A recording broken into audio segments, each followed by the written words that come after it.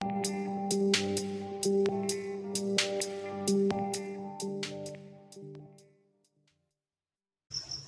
Students, welcome you all in our Periwinkle 555 YouTube channel. तो आज हम बात करने वाले हैं अपने अगले टॉपिक के बारे में, जिसका नाम है demerits of the Mendeleev periodic table. Mendeleev periodic table के जो डीमेरिट्स हैं वो क्या है, ये आज हम इस वीडियो में जानने वाले हैं। तो चलिए इस वीडियो को हम शुरू करते हैं।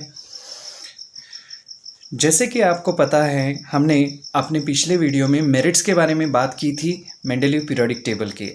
अभी इस वीडियो में हम बात करेंगे डीमेरिट्स जो है मेंडेलीव पीरियोडिक टेबल के, वो क्या है। डीमेरिट्स यानी कि डिसएडवांटेज जो है, या फिर उसके लिमिटेशंस हम कह सकते हैं, या फिर एक प्रकार के नुकसान जो है। मेरिट्स यानी कि फ़ायदे और डीमेरिट्स यानी कि नुकसान। सो डीमेरिट्स यानी कि उसके जो मेंडेलीव पीरियोडिक टेबल के जो नुकसान है या फिर डिसएडवांटेज है वो क्या है, ये आज हम इस वीडियो में जानने वाले हैं। तो चलिए इस वीडियो को हम शुरू करते हैं। तो इसमें फर्स्ट जो डीमेरिट है वो क्या है, चलिए देखते हैं। The whole number atomic mass of an element cobalt and nickel is the same, therefore there was an ambiguity regarding their sequence in the Mendeleev periodic table. अभी ये बात आपको ध्यान में रखनी है कि यहाँ पर उन्होंने क्या बताया है, होल नंबर यानी कि पूरा जो नंबर रहता है, पूरा जो संख्या रहती है, हम पूर्ण संख्या जिसे कहते हैं। तो whole number atomic mass of the elements cobalt and nickel, ये दो एलिमेंट्स के एग्जाम्पल दिए हैं यहाँ पर। ये एग्जाम्पल आपको लिखने हैं। कोबाल्ट एंड निकेल के बारे में ऐसे हो रहा था कि उसका जो एटॉमिक मास नंबर था, तो वो क्या था, एटॉमिक मास नंबर जो था वो सेम था। वो क्या था, सेम था। इस वजह से therefore there was an ambiguity यानी कि क्या, confusion. There was an ambiguity regarding their sequence in the Mendeleev periodic table. इन दो एलिमेंट के बारे में मेंडेलीव को सीक्वेंसिंग में प्रॉब्लम हो रही थी। इन दो एलिमेंट्स का सीक्वेंस जो था, क्योंकि उसका एटॉमिक मास नंबर जो था दोनों का सेम आ रहा था, तो इस वजह से वहाँ पर एक एम्बिग्यूटी यानी कि कन्फ्यूजन सा क्रिएट हो गया था मेंडेलीव पीरियोडिक टेबल में। तो ये हो गया आपका फर्स्ट डीमेरिट। चलिए देखते हैं सेकेंड डीमेरिट क्या था। सेकेंड डीमेरिट था isotopes were discovered long after Mendeleev put fourth the periodic table. As isotopes have the same chemical properties but different atomic masses, a challenge was posed in placing them in a Mendeleev periodic table. अभी यहाँ पर एक बात आपको बताई है कि isotopes जो थे, जितने भी आइसोटोप्स जो आपको पता है कि कार्बन के हैं, हर एक एलिमेंट जो है उसके आइसोटोप्स हैं। तो जो आइसोटोप्स जो है वो कब डिस्कवर हुए थे, long after the Mendeleev put for the periodic table. जब मेंडेलीव ने ये पीरियोडिक टेबल बनाया, उसके बाद में जो ये आइसोटोप्स है वो डिस्कवर हुए थे। उस वजह से क्या हो गया, isotopes have the same chemical property. जैसे आपको पता है, ये इंपॉर्टेंट बात है, यहाँ पर लिखनी है आपको। Isotopes have the same chemical properties but different atomic masses. Isotopes के एटॉमिक मासेस डिफरेंट रहते हैं, लेकिन उनकी प्रॉपर्टीज जो है वो सेम रहती है। तो ये जो बात है वो कुछ ऑड लगी यहाँ पर। और a challenge was posed in a placing them in a Mendeleev periodic table. तो इस वजह से चैलेंज क्या फेस करना पड़ा कि उसका प्लेस जो है मेंडेलीव पीरियोडिक टेबल में कहाँ पर रखे। यानी कि जैसे कि आपको पता है मेंडेलीव ने क्या किया था, as per the properties, as per the atomic masses, सब तरह से वो क्लासिफिकेशन जो है वो प्रॉपरली किया था उस पीरियोडिक टेबल में। लेकिन यहाँ पर क्या हो गया, आइसोटोप जैसे ही डिस्कवर्ड हो गए, उसके पहले ही मेंडेलीव का पीरियोडिक टेबल तैयार था। तो आइसोटोप जैसे ही डिस्कवर्ड हो गए, तो उसके बाद उसकी जो केमिकल प्रॉपर्टीज थी वो सेम थी और एटॉमिक मासेस जो थे वो डिफरेंट थे। इस वजह से ये दोनों चीज़ें जो हैं वो एक दूसरे के, मतलब हम कह सकते हैं अपोजिट चीज़ें थी। तो इस वजह से उसको चैलेंज फेस करना पड़ा कि ये जो एलिमेंट्स है, जो आइसोटोप्स है उनके, तो उनको कहाँ प्लेस करें पीरियोडिक टेबल में। तो ये बात हो गई। सो यहाँ पर आपको ये लिखना है कि आइसोटोप्स है ये कब डिस्कवर्ड हो गए, मेंडेलीव के पीरियोडिक टेबल के बाद डिस्कवर्ड हो गए थे। इस वजह से ये चैलेंज जो है मेंडेलीव के लिए था बड़ा चैलेंज कि सेम केमिकल प्रॉपर्टीज़ तो दिखा रहे हैं, लेकिन एटॉमिक मासेस जो हैं उनके अलग हैं। सो ये बात आपको ध्यान में रखनी है। चलिए नेक्स्ट पढ़ते हैं। नेक्स्ट जो है डीमेरिट्स, वहाँ पर दिया है when elements are arranged in an increasing order of atomic masses, the rise in atomic masses does not appear to be uniform, and it was not possible therefore to predict how many elements could be discovered between two heavy elements। तो ये बात भी यहाँ पर important है। तो यहाँ पर क्या बताया है कि when elements are arrange in an increasing order of atomic masses, जैसे कि आपको पता है सभी साइंटिस्ट, न्यूलैंड्स हो गया, डॉबराइनर हो गया, या फिर अपना ये मेंडलीव जो है, तो इन्होंने सब ने एक बात कॉमन आपको देखने को मिलेगी कि उन्होंने जो कुछ भी एलिमेंट्स थे वो कैसे अरेंज किए थे, increasing order of atomic masses, increasing order में वो एलिमेंट्स अरेंज किए थे। The rise in the atomic masses does not appear to be uniform, लेकिन जो राइज था एटॉमिक मासेस का वो यूनिफॉर्म नहीं था। जैसे कि फॉर एग्जांपल एक आध एलिमेंट है, उसका एटॉमिक मास सपोज 1 है, 1 के बाद 2 आ गया, 2 के बाद सपोज 3 आने के बजाय, 4 आने के बजाय डायरेक्टली 5 एटॉमिक मास आ गया। तो जिस तरह से एलिमेंट डिस्कवर्ड हो रहे थे उसी तरह से वो सीक्वेंसली अरेंज करते जा रहा था। और उसमें भी आपको जैसे पता है कि एटॉमिक मासेस जो है वो कैसे है, फ्रैक्शनल डिजिट में है, जैसे कि 9.5, 6.5, 6.52। तो जो दो एलिमेंट जो रहते हैं यहाँ पर उन्होंने बताया है कि it was not possible therefore to predict how many elements could be discovered between two heavy element. दो हैवी एलिमेंट्स के बीच में कितने एलिमेंट्स आ सकते हैं वो डिस्कवर्ड करना मतलब इम्पॉसिबल था या फिर हो नहीं पाया। तो ये चीज़ जो है वो लिमिटेशंस के तौर पर यहाँ पर ली गई है कि मेंडेलीव ने जो पीरियोडिक टेबल अरेंज किया तो उसमें इंक्रीजिंग ऑर्डर में एटॉमिक मासेस जो है वो सब अरेंज किए, लेकिन कौन से भी दो एलिमेंट जो है हेवी एलिमेंट्स, तो उनके बीच में और कितने एलिमेंट्स आ सकते हैं इन फ्यूचर, तो उसका प्रेडिक्शन करना मतलब लगभग इम्पॉसिबल था। तो ये एक डीमेरिट्स हो गया। तो चलिए नेक्स्ट देखते हैं।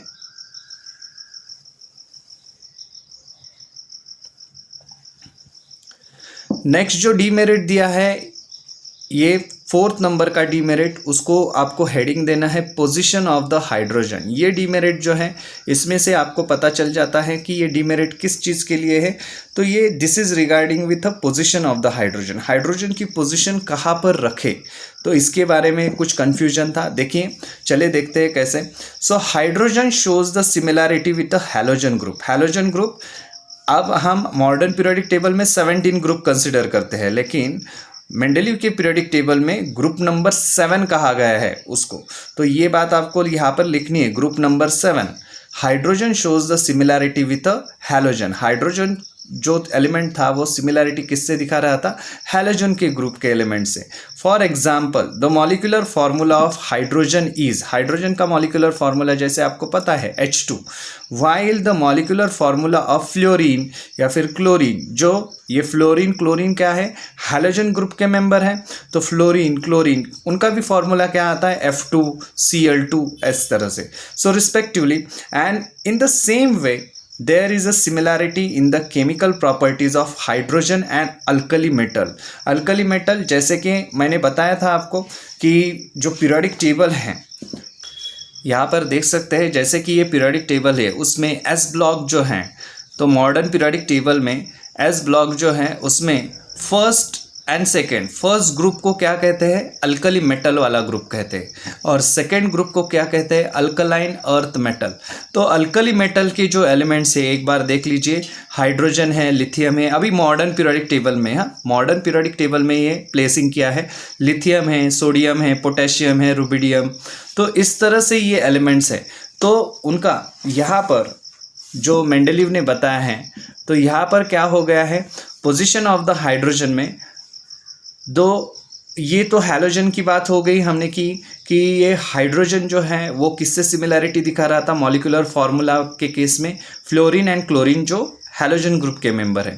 और respectively in the same way there is a similarity in the chemical properties of the hydrogen. Hydrogen की जो केमिकल प्रॉपर्टीज है ये आपको लिखना है एग्जाम में। केमिकल प्रॉपर्टीज के बेसिस पे वो हाइड्रोजन किस पे सिमिलरिटी दिखा रहा था, hydrogen, chemical properties of the hydrogen and alkali metal. Alkali metal यानी कि कौन से, ग्रुप 1 के मेटल। ग्रुप 1 में जितने भी मेटल आते हैं, जैसे हमने अभी देखा, जैसे सोडियम वगैरह जो मेटल हैं, तो वो मेटल जो है अल्कली मेटल्स कहे जाते हैं। तो उसके साथ उसकी जो केमिकल प्रॉपर्टीज़ है और हाइड्रोजन की जो केमिकल प्रॉपर्टीज़ है वो क्या थी, सेम थी, सिमिलैरिटी थी उनमें। So there is a similarity in the molecular formulae of the compounds of hydrogen alkali metals, sodium, potassium etcetera. जैसे अल्कली मेटल में आपने देखा कि ग्रुप 1 में क्या आता है, सोडियम है, पोटेशियम है, वैसे एलिमेंट जो आते हैं उनका जो मॉलिक्यूलर फार्मूला है कंपाउंड्स का, उसी तरह का मॉलिक्यूलर फार्मूला हाइड्रोजन भी दिखा रहा है। यहाँ पर आप देख सकते हैं जैसे हाइड्रोजन के कंपाउंड जो बनते हैं HCl, H2O, H2S, like that the compound of the sodium, sodium के भी कंपाउंड बनते हैं। ये सोडियम एक्चुअली किस ग्रुप का है, ग्रुप नंबर 1 का है, यानी कि फर्स्ट ग्रुप का एलिमेंट है। तो ये भी सिमिलरिटी दिखाता है, ये भी हाइड्रोजन की तरह ही क्या बनाता है, कंपाउंड्स बनाता है, NaCl, Na2O, Na2S। तो इस तरह से हमें लिखना है similarity in the hydrogen and alkali metal. ये सिमिलैरिटी देखिए, एंड हैलोजन के बारे में तो ये हमने देख ही लिया है। सो ये सिमिलैरिटी है, एटलीस्ट आपको मिनिमम 2 एग्जाम्पल या फिर पूरे जो एग्जाम्पल है इस टेबल के दे दिए तो भी अच्छा रहेगा। तो ये सिमिलैरिटी जो है हाइड्रोजन की, तो वो मॉलिक्यूलर फार्मूला के बारे में दिखा रहा था, किसके साथ, सो ग्रुप 1 के एलिमेंट्स के साथ। So the compounds of the halogen alkali metal, यानी कि सोडियम आता है, पोटेशियम आता है, पोटेशियम का भी सेम हम उस तरह से कर सकते हैं, formed with chlorine and oxygen, chlorine and oxygen के साथ वो मिलकर क्या बनाता है, कंपाउंड बनाता है। On considering the above properties, it cannot be decided whether the correct positions of hydrogen in the group of alkali metal or in the group of halogen, यानी कि ग्रुप 7 यहाँ पर लिखना है ब्रैकेट में, ग्रुप 7 हैलोजन ग्रुप में, alkali metal में, group 1 में हाइड्रोजन की पोजीशन रखें या हैलोजन के साथ यानी कि ग्रुप 7 में हाइड्रोजन को प्लेस करें। ये एक कन्फ्यूजन क्रिएट हो गया था, क्योंकि हाइड्रोजन जो था वो एक तरह से, मतलब आपने देखा कि हैलोजन ग्रुप के साथ भी सिमिलैरिटी दिखा रहा है मॉलिक्यूलर फार्मूला में, और दूसरी जगह जो कंपाउंड तैयार हो रहे हैं वो ग्रुप 1 के एलिमेंट्स की तरह भी वो कंपाउंड तैयार करने में सक्षम हैं। तो इस वजह से यहाँ पर एक इस तरह का कन्फ्यूजन क्रिएट हो गया अगेन कि अल्कली मेटल के ग्रुप में उसकी प्लेस करें या फिर हैलोजन के ग्रुप में उसे प्लेस करें। तो इस तरह से आपको ये 4 डीमेरिट्स, अगर एग्जाम में आपको क्वेश्चन आता है कि what are the demerits of the Mendeleev periodic table, तो उस समय आप ये 4 जो हैं डीमेरिट जो अभी हमने डिस्कस किए, तो आपको उस बारे में लिखना है ये डीमेरिट्स। आपको इसके ऊपर जो क्वेश्चन आता है, मोस्टली ये क्वेश्चन आता है आपको 3 मार्क के लिए एग्ज़ाम में। 3 मार्क के लिए भी अगर जब क्वेश्चन आएगा तब तो आपको सारे डीमेरिट्स लिखने हैं। बच्चे क्या करते हैं, 3 मार्क के लिए हमने पूछा है एग्ज़ाम में तो आप 3 ही डीमेरिट लिखते हैं। ऐसा मत कीजिए, पूरे डीमेरिट्स लिखिए। आपको इसके ऊपर जो है क्वेश्चन आ ही जाता है एग्ज़ाम में। एक तो आपको क्वेश्चन फिक्स है, जैसे मैंने बताया है, मेरिट्स आते हैं या फिर डीमेरिट्स आते हैं, इनमें से कुछ भी आ सकता है। ये दोनों क्वेश्चन जो है आपको एग्ज़ाम के लिए आते हैं 3 मार्क के लिए। और अगर इसके बाद भी अगर सपोज बोर्ड में कभी कभी ऐसे भी क्वेश्चन आ सकता है कि explain the merits and the demerits of Mendeleev periodic table, तब ये क्वेश्चन जो है आपका 5 मार्क्स का क्वेश्चन आ जाएगा। सो इस तरह से आपको क्वेश्चंस के जो मार्किंग सिस्टम है वो उसको ध्यान में रखते हुए आपको ये जो है हर एक क्वेश्चन का प्रिपरेशन करना है, हर एक क्वेश्चन को लर्न करना है। समझ के लीजिए, कंसेप्ट अगर आपको समझ में आई तो आप अच्छी तरह से बहुत आसानी से एग्ज़ाम में लिख सकते हैं। और आपको ये बात इस लेसन में ध्यान में रखनी है कि आपको हर जगह जहाँ जहाँ पर भी एग्ज़ाम्पल्स दिए हैं वहाँ पर एग्ज़ाम्पल्स देने ही हैं कंपलसरी। कुछ बच्चे कहते हैं कि ये कुछ जो पब्लिकेशंस है उसमें 2 सेंटेंस में दिया है पोजीशन ऑफ हाइड्रोजन के बारे में, तो वो एक तरह से वो सिर्फ क्या हो गई, समरी हो गई। लेकिन आपको ये इतना कंटेंट जो है वो बोर्ड के लिए लिखना ही पड़ेगा।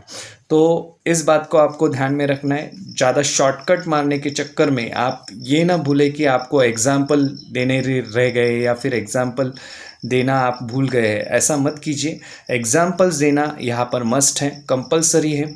सो इस तरह से आपको इस लेसन का या ये टॉपिक जो है demerits of Mendeleev periodic table prepare करना है।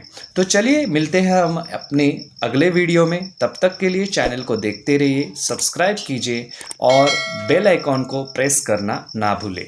धन्यवाद।